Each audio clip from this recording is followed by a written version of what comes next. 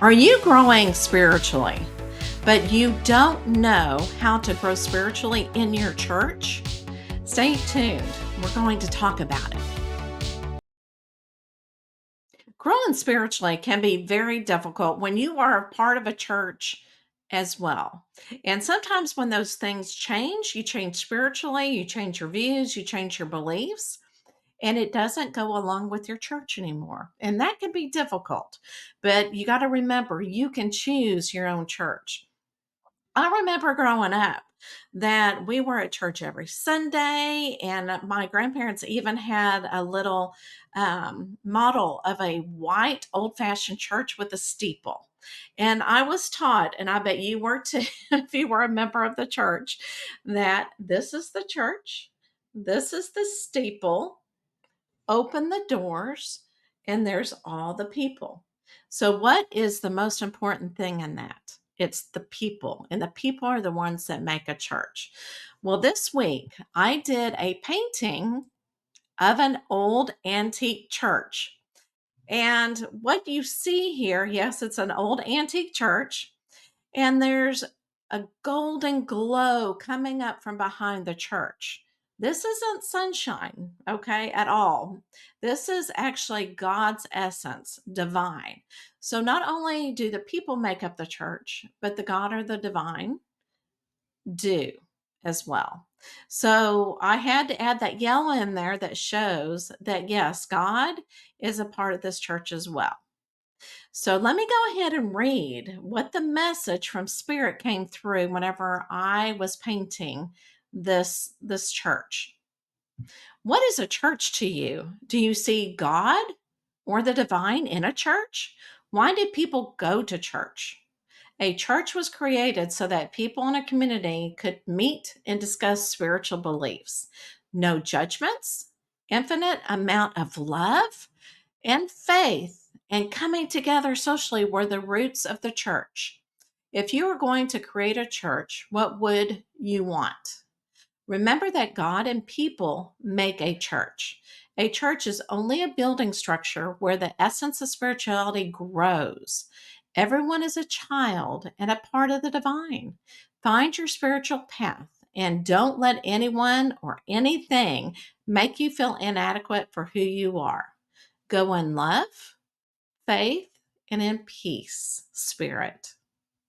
So there you go. So make sure that as you grow spiritually, if you are not growing with the church, then it is time to either find a different church or find a group of people to make a church that you want.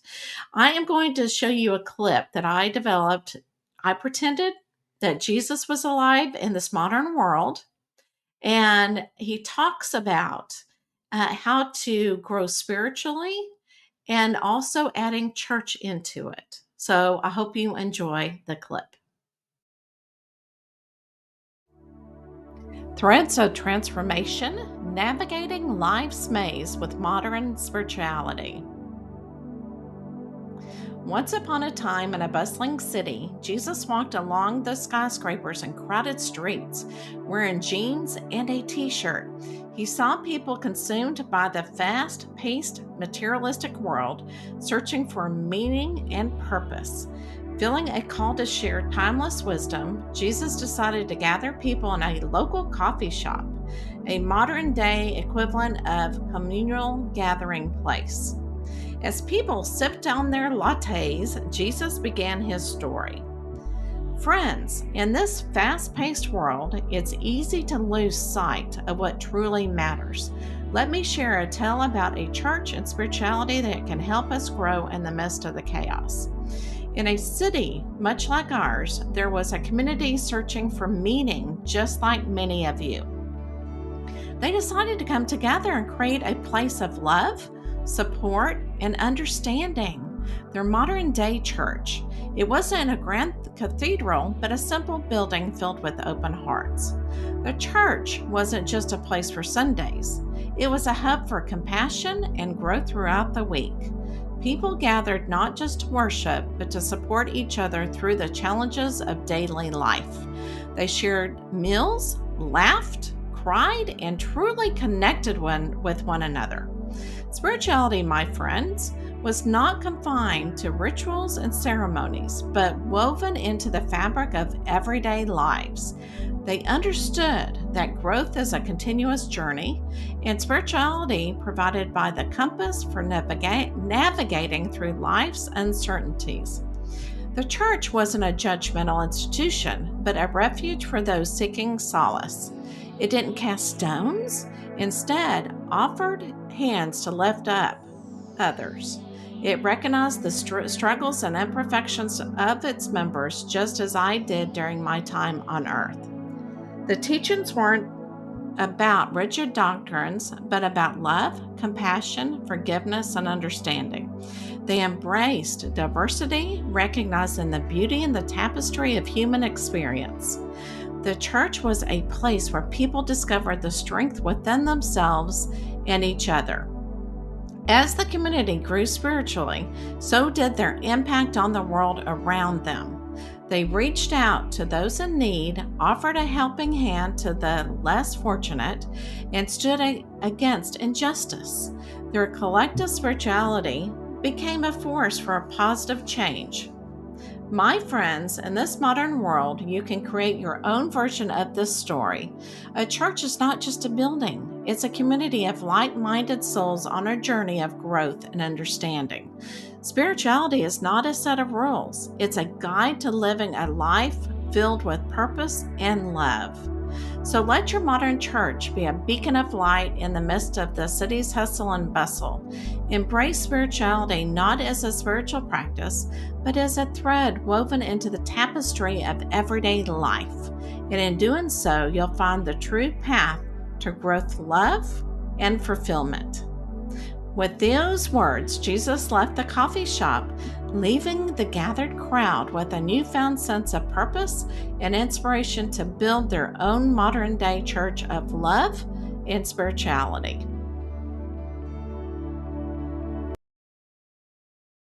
Well, I hope you enjoyed that clip. I really enjoyed seeing Jesus in jeans and being in a coffee shop. I thought that would be a lot of fun.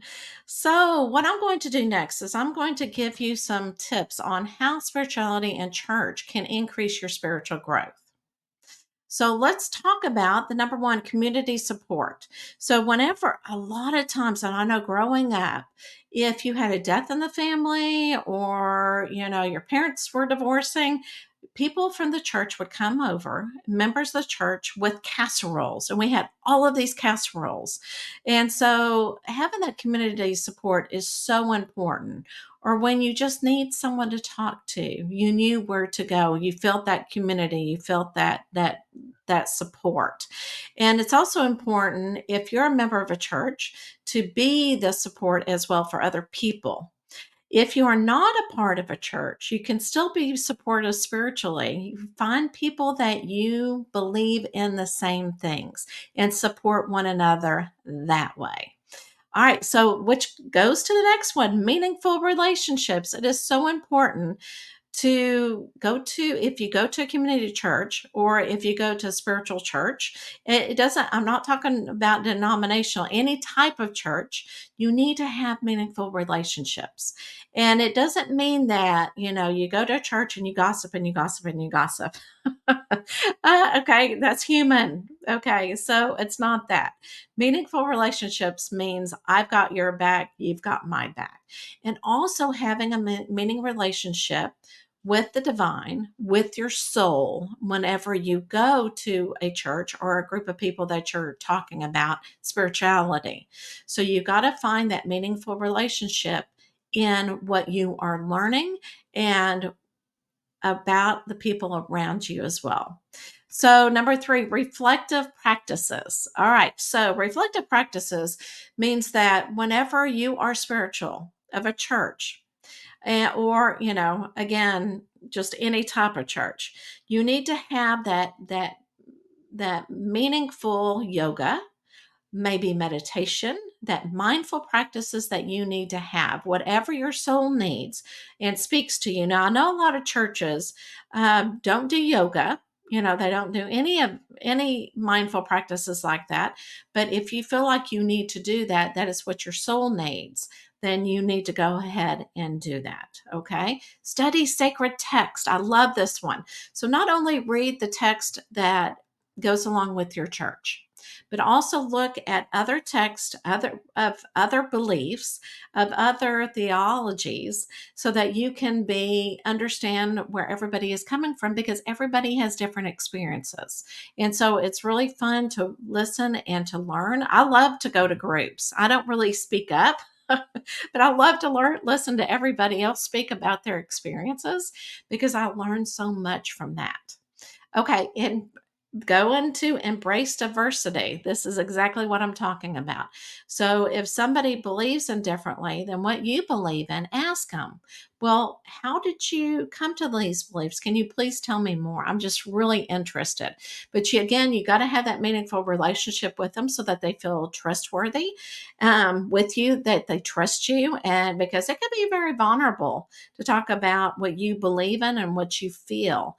And so embrace that diversity, because God did that for a reason, because we're all here to learn different things.